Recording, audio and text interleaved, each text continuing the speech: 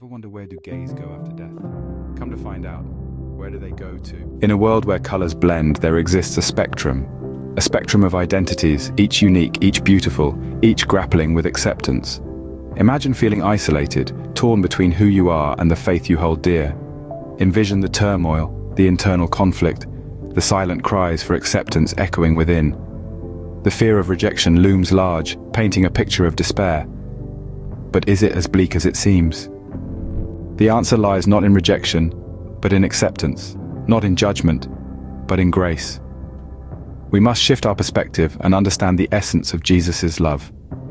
This love, this grace, is not a limited commodity, rationed out to only those deemed worthy by societal norms or religious dogma.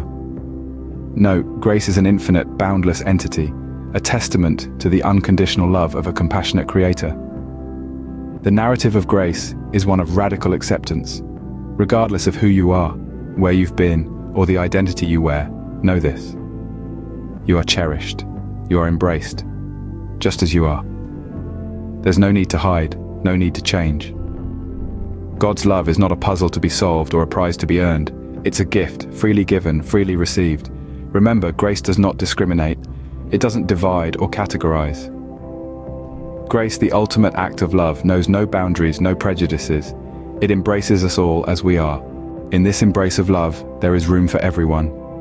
Let's share this beacon of hope, this message of acceptance and grace. Let's touch hearts and change minds, one view, one share at a time. Let's ignite a movement of love and acceptance, transcending boundaries, breaking down walls. Together we can make a difference. Together we can change the world. Join us in hearing the message of grace and acceptance here in our area. In the embrace of love, there is room for everyone in heaven.